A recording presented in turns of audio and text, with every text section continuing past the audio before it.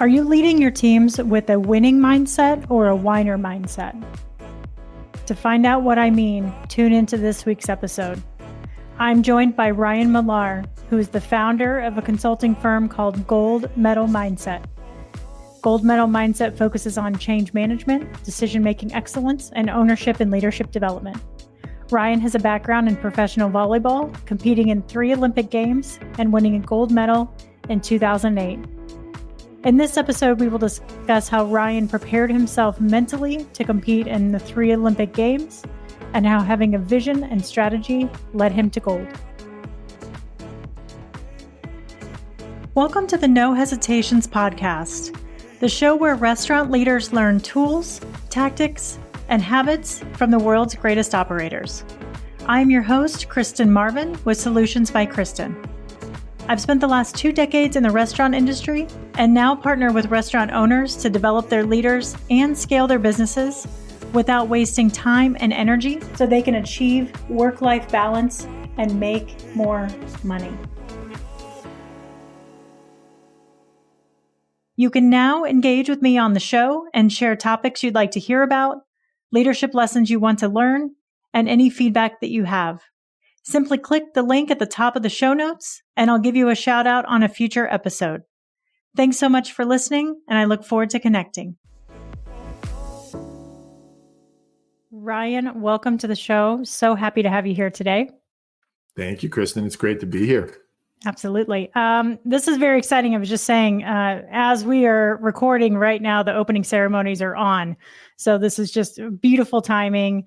And really appreciate you taking some time to have a conversation. I reached out to you on LinkedIn and said, "Hey, are you up for this? Let's meet." And just really honored to have a gold medalist on the show, and excited to share your story and how you've been able to take and transform your incredible, just high level championship world of sports into what you're doing for a living now in a company. So anyway, can't wait to jump in. Let's take us back to the early days, volleyball. How'd you get into volleyball, and take us through the progression of that career? Yeah, I mean, it's, I don't know how interesting of a story it is. I kind of grew up in the mecca of volleyball, which is Southern California. That's slowly not becoming the case anymore because the sport has just grown and grown over the years. It's fantastic to see the growth. But I grew up in Southern California, started playing when I was in middle school. At that point, I really didn't know anything about volleyball. I was playing basketball, much more into basketball at the time.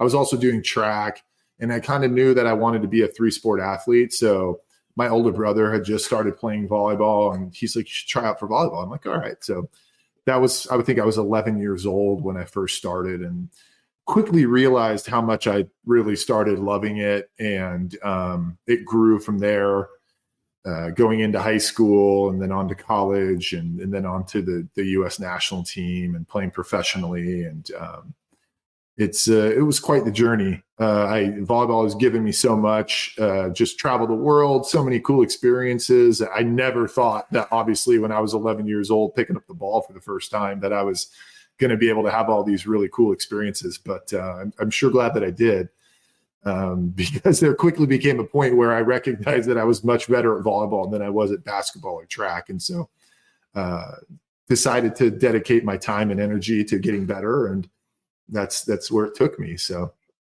yeah. What was it about volleyball that drew you in? I often will tell people that I feel like I could argue the fact that volleyball is the ultimate team sport, because the way volleyball is you're constantly depending upon your teammates to help be successful. There's not one person that can dominate the game, because as soon as I touch the ball, then obviously someone else has to then touch the ball. I can't monopolize the play. And so I'm constantly depending upon my teammates to help us be successful. And so that part of it, just the team aspect of it, really, really got me. And I had a great coach early on in my playing days that really instilled a fire of competition and just the competitive nature of wanting to win and working hard. And I'm really fortunate that I had that, because, those are lessons that I still use today. And I like the competitive aspect of it as well. I like the team aspect, the competitive aspect, and it just seemed like it was a really great kind of blend for me. Say more about your coach. What was that style, and how did he really infuse that drive and competition in you? Yeah, it's funny because when you're back then, you think of your coach as kind of this old crotchety guy. Totally. But actually he was only in his I think he was like 26. So I'm like, now that I think about it, I'm like, oh, you were super young. And it was actually it was fortuitous because he would practice with us every day. And I just thought that was normal, but of course that's not normal. But he was also a very good volleyball player. And I don't think I'd ever met anybody that was as competitive as this guy. And he was just infectious with his competitive nature and hated to lose, and really instilled this competitive kind of fire within all of us. And we just kind of, culture reflects the leaders, right? Yeah. And he was the leader of the team as being the head coach. And the culture of that team was we were just going to work hard and have fun. And the outcome was going to be the outcome. But one thing that we were going to do in the gym is we were going to compete. And that was all a direct reflection of his leadership. So he had a major impact on me. He's a great coach. His name's Mike Bird. Unfortunately, right now he's dealing with cancer. And so it's funny how life kind of takes its toll on people. And if I always said that as soon as I heard that he had cancer, I'm like, well, there's one person that's going to beat cancer. It's this guy, just because of just this fire and love for life that he had, and this competitive nature that he had. So that's beautiful. Did he talk to you guys about the Olympics and going bigger and doing great things, or was it just about that season? Yeah, not at all. Not at all. It was about what we were doing in the gym. I mean, where I grew up in Southern California, I kind of grew up in the high desert, which is like northeastern of Los Angeles. And, it's not known to be a big volleyball community. And we just got lucky that we had a lot of really good players at the right time. And so the thought of like going on and even playing in college or going on and playing on the Olympic team was just so far outside of what we were focusing on. I really didn't think about volleyball as a profession or becoming a professional volleyball player or even an Olympian probably until my sophomore or so year of college, when my skills really started to develop and I was, player of the year in college and getting some notoriety from my play. Then I was like, man, I'm actually kind of good. I could probably do this continuing on. And the rest is kind of history, of course. Yeah, I love it. So you win player of the year. You start having these Olympic dreams. Yeah. Did you have a path to go, okay, I know exactly what I need to do to get there, or what happened? Again, not really. I'm young and kind of naive, and I love the term ignorance is bliss, because you don't really know what to expect. And so when I graduated college, we just won the national championship. I was, player of the year, and I knew I was going to try. The challenging thing at that point was in 1999 was my last year of college and playing college volleyball, and the Olympics were in 2000. So again, I kind of go to this notion of ignorance is bliss, because trying to graduate, going directly from college and trying to get on the Olympic team and actually make a roster to go to the Olympics in a very, very short amount of time is not easy to do. Really, really difficult, because I would be taking a spot of somebody that had most likely been on the team for 8, 9, 10 plus years already. Maybe that person had already gone to multiple Olympics. But I wasn't really thinking that way. I was just thinking, I'm just going to go out here. I'm going to try to play as hard as I can, do what I do. And, if I make the team, great. And luckily enough, obviously, I made the team and made that roster in Sydney in 2000 for the Olympics. Incredible. So 2000 was your first Olympic Games. Yeah. What was that experience like? I mean, you're with a whole new team, right? Yeah. Yeah. Whole new team. I'd had about 9-10 months or so of like training with them. So, I was pretty established part of the team at that point, but, it was a new experience. Again, I'm kind of young. I think I was 21, maybe early 22 when the games happened. And you mentioned that the opening ceremonies are happening right now as we speak. I go back to that first Olympics and how excited I was for the opening ceremonies in Sydney. I can still remember vividly in my mind going into the stadium, and in Sydney, there's just this, we went into this massive stadium. I think it was like 120,000 people, and you could just feel the energy from the crowd, and just, representing the United States, and everybody's so excited, and it's just a really, really wonderful feeling. And so I think of those athletes that are going to Paris right now, and this is their first Olympic Games. I know what it feels like to kind of be a part of that, and what an amazing feeling it is. One thing a lot of people don't know about the opening ceremonies, though, is it's really taxing. It's not easy. You're on your feet a lot, especially when you're walking in. I mean, and you're kind of watching the rest of the show go on. All the athletes are kind of in the infield, and they're all standing. You don't get to sit down. So you're on your feet for like 3-4 hours, just standing around, meeting people. It's really cool. But by the end of the night, you're pretty tired. So, yeah. Did you go into that game or those games just with a goal of like, we're going gold, that's it? Or was it more just, I'm grateful to be here? What was your mindset like that first time? Yeah, that first one, again, I just didn't really know what to expect. I mean, obviously I knew that I wanted to perform well, and we wanted to play well, and we were ranked 5th in the world. So it wasn't, we were kind of on the cusp of being medal favorites. And so winning a medal at those games would have been amazing. We just, unfortunately, we weren't ready at that point. We did not play very well. We underperformed quite a bit, dealing with some injuries and different things, but we just, bottom line, we didn't play very well. So it definitely stoked my fire to want to keep going and try to do better in the next Olympics. So you knew after that first round, you were like, we're going to keep going. We're coming back 4 years later. Yeah, I mean, right after the Olympics, when we performed so poorly, it was kind of like, ooh, like this wasn't super fun. Like maybe this isn't what I want to do, because I don't want to feel this again. But that quickly passed, and again, that competitive side of me just kind of kicked in, and I knew I was going to recommit and really focus on Athens. Was the next Olympic Games in 2004, Athens, Greece, and going there and trying to perform, and I mean, obviously do much better than we did in Sydney, and try to compete for a medal. So, what did you do differently in preparation for Athens versus Sydney? I was in a little bit of a different mindset because I was now kind of an established part of the team. This was going to be my second Olympic Games. There were some expectations around what it was going to be like, how I needed to show up a little bit differently, how I can train a little bit more efficiently. Some operational tweaks that we made that made it a little bit better. And I was a little bit older, and my game continued to evolve, and I became a better player, I think, at that point.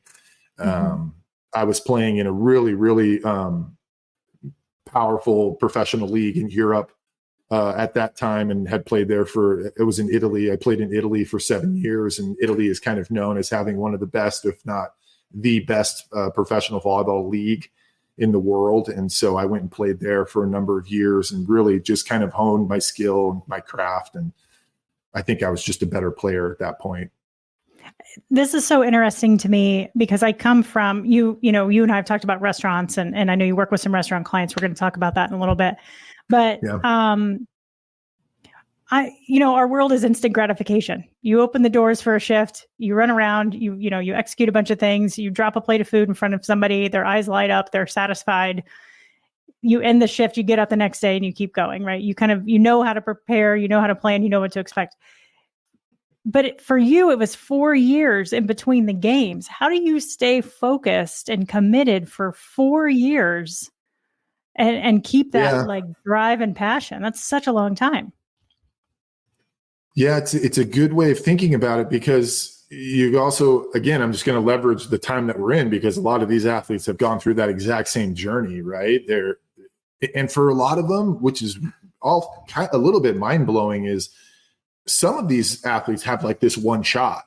Volleyball, you've got a couple matches and it progresses over the course of the Olympics, but like for weightlifters or rock climbers, or you know what I'm saying? They've got this one shot, and you've been preparing for 4 years. And if you got to perform in this one shot, or else you got to wait another 4 years.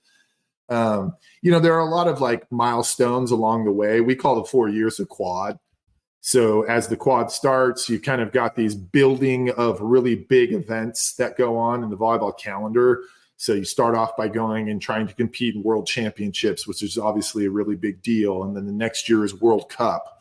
And there's a bunch of these larger tournaments called the VNL, Volleyball Nations League, where all the best teams in the world come together and you play these massive tournaments. And so there are these milestones that keep you engaged along the way and keep you progressing.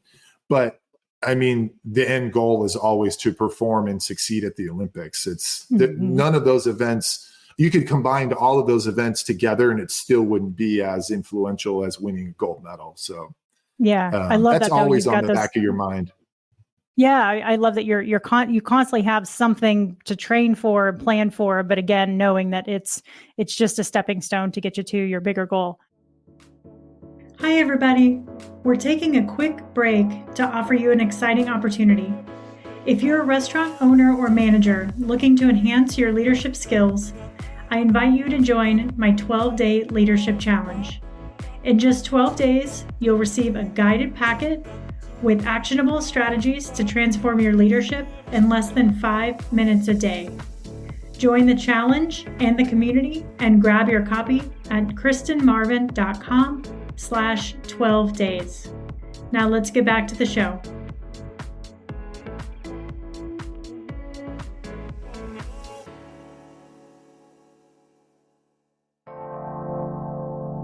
Howdy, listener. Are you also a podcaster seeking to stand out in the crowded audio landscape? I'm here to help. L. Connor Voice, LLC offers top-tier audio engineering, meticulous content management, and more, all tailored to save you time and elevate your podcast to new heights of professionalism.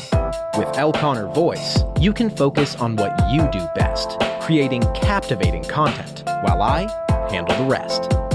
Say goodbye to hours spent tweaking audio levels and managing uploads. I ensure your podcast shines with polished sound quality and seamless delivery. Ready to take your podcast to the next level? Contact L. Connor Voice, LLC today and make producing your podcast as easy as hitting record. For more information, go to lconnorvoice.com. Links are in the episode notes. So tell us what happened in Athens. So we go into Athens and we win a few matches. We actually perform okay, a couple legendary matches, and we find ourselves competing for the bronze medal. And so we're in the bronze medal match, and unfortunately did not win. So we took the worst place that you can get at the Olympics, which is fourth, and because you're so close to being on the podium, but. Again, we just weren't quite ready yet. We needed a little bit of change in mindset, a little bit of change in culture, and to get over the hump. But we're getting better, and that was encouraging. And I was really, really excited for that second quad after Athens to go into Beijing in 2008. I was really worked really hard during those 4 years to get myself into a place where I felt like I was playing the best volleyball of my career and helping my team the best way that I could. So what was the mindset shift that needed to happen from 2004 to 2008?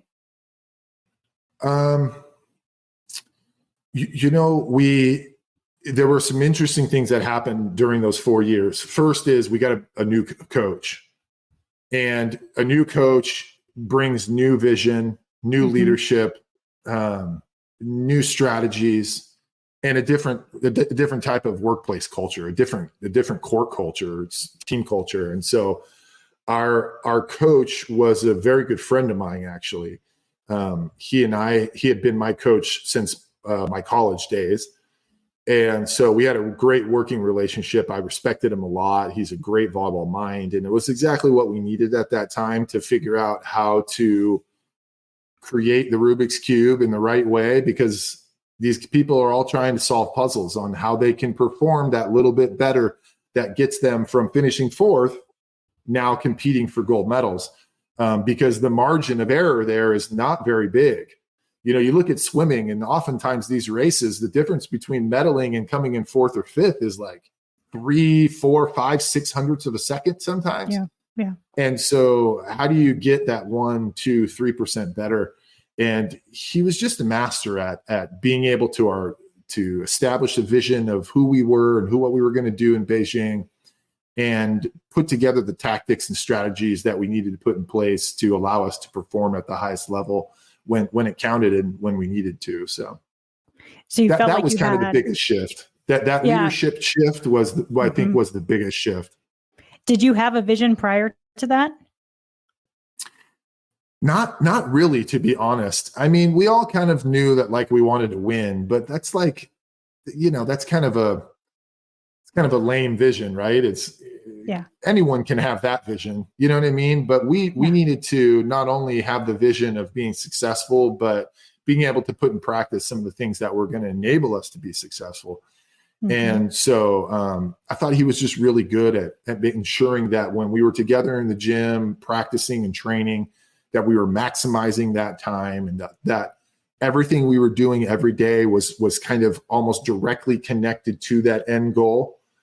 And so whatever we put in is eventually what we're going to get out. It's not about the end result. It's about the journey and how to get there. The end result's going to take care of itself.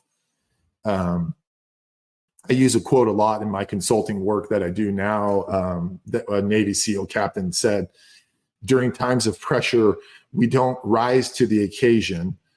You hear that term often, like somebody does something, extraordinary, and people are like, wow, they really rose to the occasion. This Navy SEAL captain said, no, we don't rise to the occasion. We sink to our level of training and preparation. That's why we train so hard as Navy SEALs. And I thought, what a fascinating way to think about executing under pressure. And these people that are going through the Olympics in Paris, there's a lot of pressure on them. I mean, like you talked about, they've been training for 4 years. Everyone in the world is watching. They've got the weight of their country on their shoulders. There's a lot of pressure. So you don't rise to the occasion, you sink to your level of training and preparation. And so we really went into those games in Beijing with some very well put together training and preparation aspects that I think totally shifted our ability to perform. How, obviously you've got pressure you're putting on yourself, right? Coach is putting pressure on you. The team puts pressure on each other. How do you manage that? And when you're at the games, the pressure from your home country, the pressure from being on television and social media, how do you manage all of that external and internal pressure? Yeah, we, being a part of the Olympic Committee, you have resources and access to different resources. And so we had a team psychologist, and he would talk to us about performance management and what it looked like to be able to, you hear about athletes kind of going into the zone and kind of blocking everything out. And I think back to those games in Beijing, and it's really what, now I can't speak for the other guys on the team, but I'm assuming it was similar. But for me, it was kind of like everything else was just kind of ancillary. And as a high functioning, really, high level professional athlete, we tend to be really good compartmentalizers, which can get us into trouble in other parts of our lives. But when it comes to playing sports, it's actually really beneficial to be able to effectively compartmentalize things, because if I can if pressure has got its own bucket, and then performance has got its other bucket, and training has its own bucket, and dealing with my family has its own bucket, then none of those buckets are together and nothing's flowing over, right? Everything is kind of in its own place. And when I need to deal with it, I can go deal with it in that bucket. And so when you're in something like the Olympics, it's, you're kind of focused on that excellence bucket, right? Where it's like, okay, what do I have to do today to ensure that I'm showing up the best that I can? Because I recognize that these 2 weeks are only 2 weeks out of the next 4 years. And so I've really got to focus in on what I can do to really just focus on this bucket, and everything else just kind of fades out, and I'll take care of it when I need to take care of it, because right now I'm really focused on this. How were you able to maintain that focus? Mentally, it sounds like you've got a really strong plan in place. And you and I talked about this last time, right? Restaurateurs are on their feet 10, 12 hours a day in, day out, day in, day out, day in, day out. And they don't have that mental break when they go home because they're still in contact with the restaurant. But you were getting up and training every single day. How do you had sounds like you had the mental plan and were really mentally fit, but with the physicality of it, I mean, how did you get over the soreness and just the fatigue? How did you keep going every day? Yeah, it's a good topic to touch on because it's one that I think a lot of people probably don't understand the depths of. When you're a professional athlete, achieving and performing is obviously massive, but being able to manage the physicality of your body, injury management, health management, all of that's a full-time job in itself. There were very few days where I would show up to practice and not have something nagging me, and being able to manage that pain and still be able to perform. And then after practice, go and take care of that pain and manage it in ways and strengthen it and stretch it and all those the different things that everybody knows how to manage pain. But that's a massive part of being a good athlete. There's the old adage of the best ability is availability. It's so true, because if you're constantly dealing with injuries, there's going to be someone that's in your same position who's probably almost as good as you are that might not be dealing with injuries that will want to take your spot. And so there's always this kind of in the back of your mind about like, okay, what am I going to do to ensure that I'm in a place where I can show up to practice, perform at my highest level? And that requires me to come in early and go into the training room and get therapy the way I need to, and be able to take care of my body after practice and jump in the ice bath. And all of those different things are really, really critical, and things that I think a lot of people that don't know what it looks like to be a part of that kind of the professional athlete community probably don't think too much about. Just injury management and physical management is just, it's like literally like another full-time job just with trying to perform. Yeah, I mean, it sounds like you just had a tool for everything. If a certain part of your body was hurting, you knew exactly what to do. If you were down mentally, you knew exactly what to do. You had a routine down. You knew how to train, what to do before training, after training, in between training. It sounds like you were just super focused and had a ton of strategies to help you.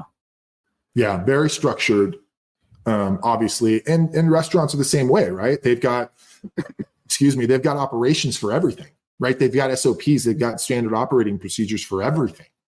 Like, here's how you make this dish. It's got this many, I think Chick-fil-A, right? You put 2 pickles on every sandwich. That's just what we do.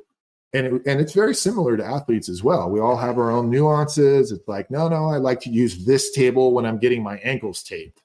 And you know what I mean? I like to use this ice bath and whatever. I like to use this cubby where I put my shoes after practice. Yeah. There's all that sort of stuff that happens, and it's just silly, but it's, Totally. it's structure. So it allows you, if you've got the structure, it allows you to build. Without it's like building a house on a shaky foundation, right? You got to set the foundation first, and then you can build the house based on the firm foundation. Absolutely. So take us to Beijing, 2008, gold medal. What was that like?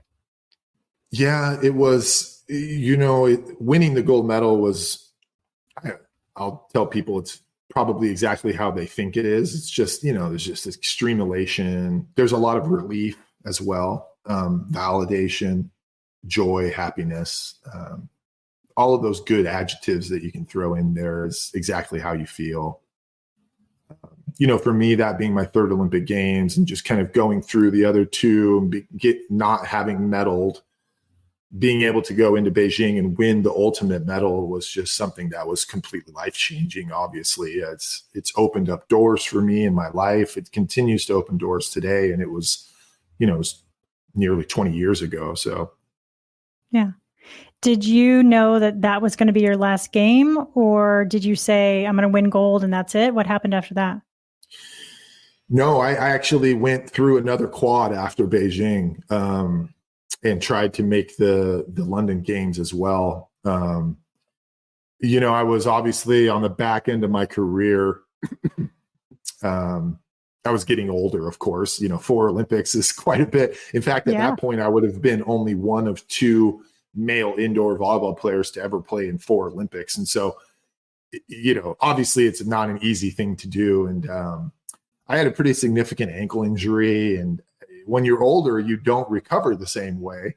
And my level had dropped too. And when I didn't make the team in London, I knew it was time for me to retire and try to move on to the next chapter of my life. And I don't have any regrets trying to make the games because, we were defending Olympic champions as well. So I had that on my mind. I thought we were still good. We were going to go into London competing for another medal. And I was all about trying to do it again. So. Was that decision for you to walk away a tough one?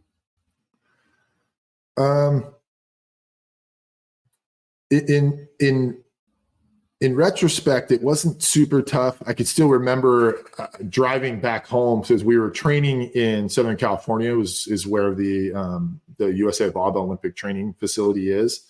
But I was actually had a house in Utah. And so when I got the news that I was not going to be making the team in London, I was driving back home. And it was at that point on that drive where I'm like, okay, I think it's time to hang it up. And I felt at peace with it pretty quickly. I mean, there was like the initial kind of like, oh no, like I think I can keep going, but I was confident that it was the right time at that point. So I was at peace with it. Did you have a plan of what you were going to do next, or how did that kind of come to be? Not at all. That's another thing that's really challenging for athletes is because when you're in it, you're kind of like, oh no, like I'm good. Like I'm going to play volleyball forever. And of course my body was like screaming that was not going to be the case. I had a general plan that I was going to be coaching volleyball. It's pretty, I had a coaching background already.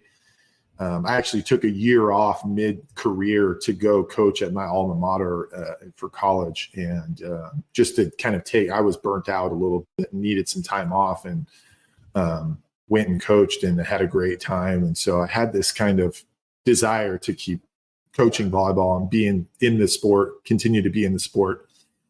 And then maybe even a couple months after I retired, I ran into a good friend of mine who said that he had read that I had retired and he wanted to know what I was doing. And I said, I'm not sure yet. I'm kind of looking for my next chapter. I'm thinking going into coaching. He said, no, you should come talk to me about this consulting firm that he was working at, that he thought I would be a really good consultant. And totally outside the box idea. I had no consulting background. I wasn't an MBA. I didn't go to law school. I really had no business background. But I'm a quick learner, and they've got a really interesting story, obviously. And that tended to translate really well into the consulting world. That's why you see a lot of athletes actually go into consulting, because consulting is really about telling effective stories, getting teams and leaders to move in the right direction, the right way. And, being a gold medalist obviously helps with credibility when you're working with business leaders, because they're all looking to deliver gold medal excellence as well. So they want to know how I did it and how you can apply some of those principles into their businesses. And so, but then I got into the consulting world, and I've been in the consulting world now for nearly 15 years. So nice. And talk a little bit about some of the work that you've done with restaurants and some of those philosophies that you've been able to instill in them. Yeah, that first consulting organization that I worked for was called Partners in Leadership. The founders of that firm wrote 3 New York Times bestselling books. The one that I think most people are kind of know about is a book called The Oz Principle. And it's about workplace accountability. And so when you think about the restaurant business, obviously workplace accountability is just massive. And so we also had a best-selling book on managing culture. And in essence, what we would do in our consulting work is we'd help organizations integrate and create cultures of accountability, which we would argue is the most effective culture an organization can establish.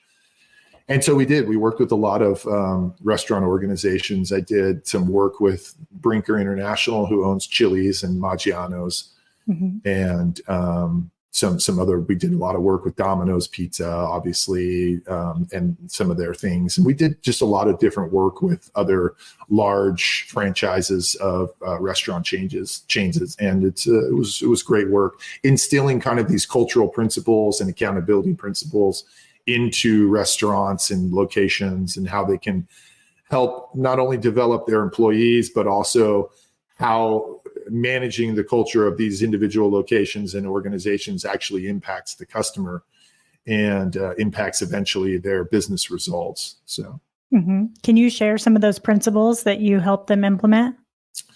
Yeah, so we actually would create this set of what the firm would call cultural beliefs, which are kind of like guiding cultural principles, which would guide individual behaviors within these organizations like Chili's. So oftentimes you would even go to a Chili's, and if you look back into their prep kitchen, they would have all of their cultural beliefs, their guiding cultural principles listed.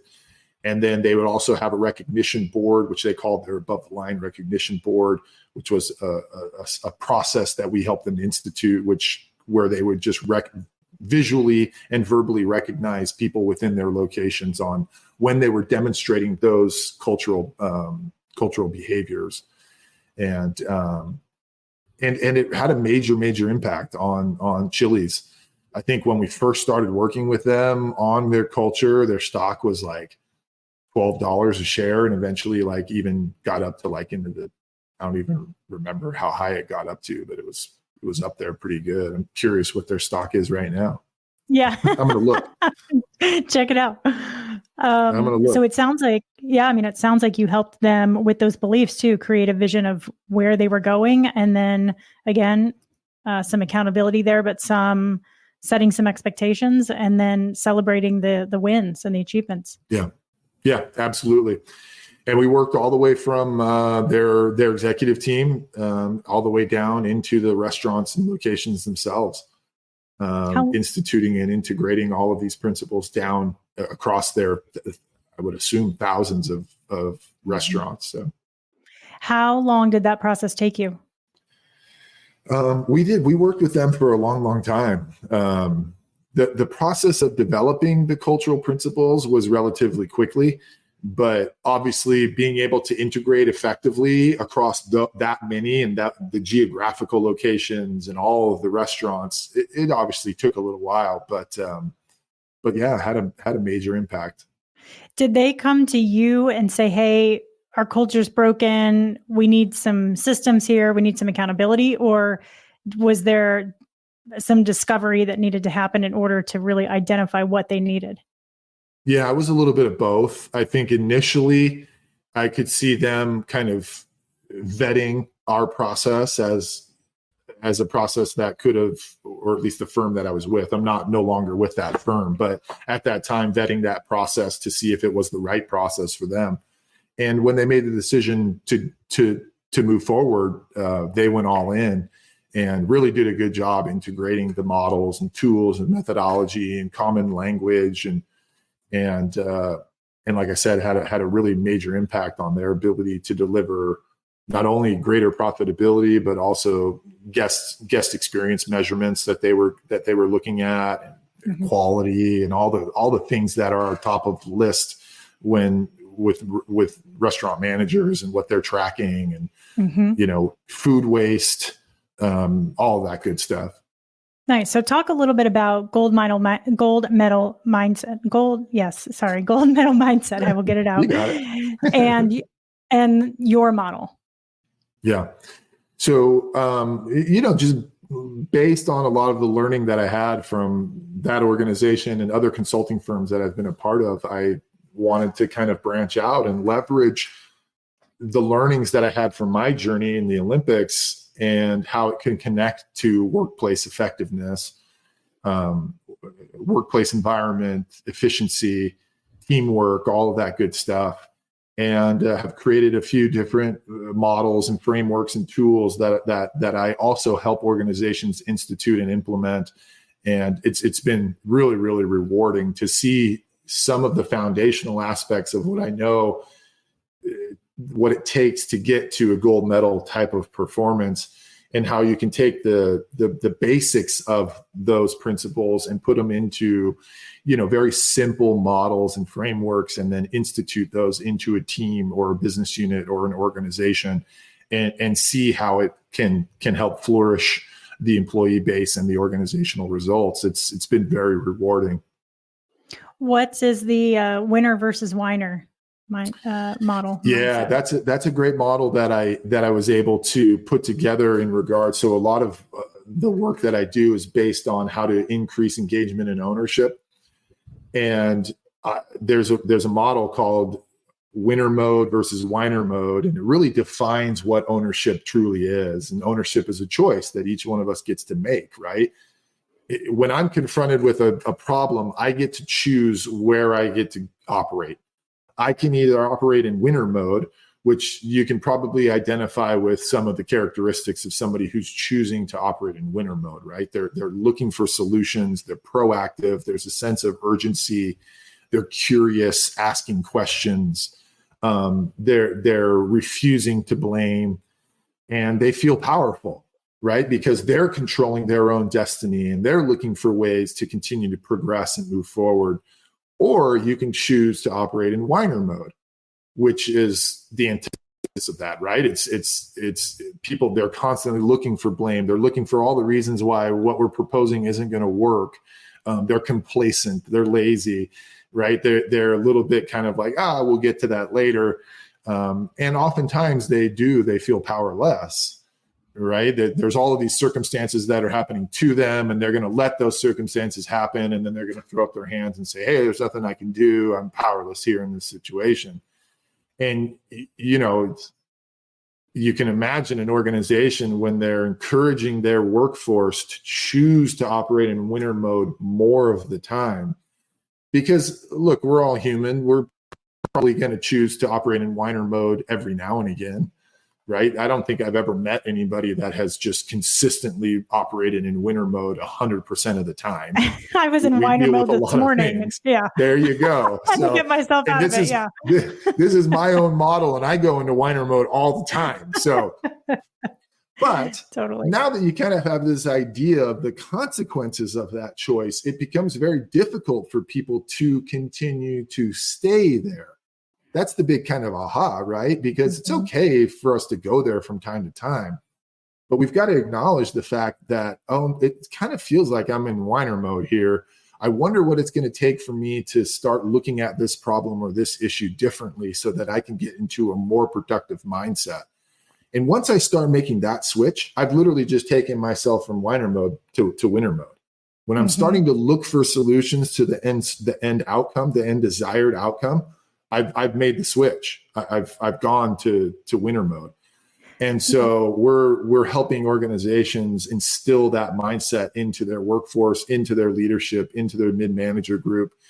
And we want, and the great thing about it, Kristen, is when more people choose to operate in winner mode more of the time, guess what happens? You get better results. I mean, you get better desired outcomes. That's just the nature of what it looks like for you to instill cultures of ownership within organizations. And so it's been really cool to kind of see that winner mode, whiner mode language permeate within organizations, and people actually use it as a way for them to diagnose the choice that they're currently making and how they're overcoming or how they're addressing challenges and problems. How do you help the leadership team understand and identify which mode they're in?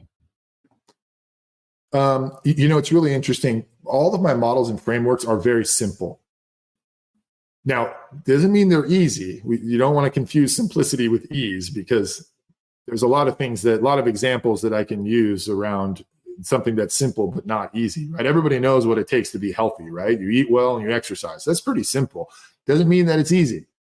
So just the general simplistic nature of the contrast between and the development of when people see what winner mode looks like and what whiner mode looks like and how that line in between them is the choice, and how that choice is made by each individual person. Once I have the clear identification and development and training around that, it's a really simple kind of mindset shift. And oftentimes I'll get leaders that come back to me, months or even years later and say, hey, I still think about that winner mode, whiner mode mindset shift when I'm confronted with problems. And before I was exposed to that kind of understanding, I oftentimes would justify my ability to just go into whiner mode. It's all these problems that are going wrong. Sometimes they're not even my fault. It's all these people doing these things that aren't beneficial, and they're the ones that are the problem. And I thought I was actually being helpful for calling them out.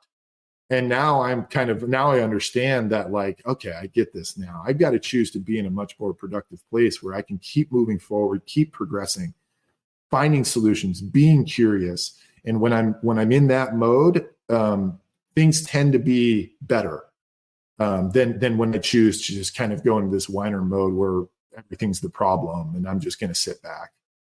And so it's just a really clear definition. And once they have that definition, then it's really hard for them to forget it, right? Yeah. How are you keeping yourself in winner mode most of the time? A really great way, this is a good tip for your listeners, a really great way to try to consistently be in winner mode is to ask yourself some form of the question, what else can I do here? So when I'm confronted with a problem or challenge or hurdle, and I ask myself some form of that question, whether it's how else can I look at this problem? Like, what's another perspective that is there somebody else's perspective that might be valuable for me to go get on this, right? And maybe I need some help from someone. Are there resources that I have available to me to solve this problem that maybe I haven't tapped into in the past? Those types of questions tend to keep us into a place of winner mode. It's when we stop asking those questions and letting the circumstance define or impede our progress forward that we are in dramatic jeopardy of dropping into a place of whiner mode. So having that question or some form of that question, what else can I do here, is a really powerful way to keep us on the right side of that fence. That's awesome. What's next for you on your journey? I'm like any small consulting firm. I'm just trying to grow the business and help as many organizations and teams and leaders that I can. I will be speaking at the Chief Learning Officer Symposium in Arizona in October, which I'm excited about.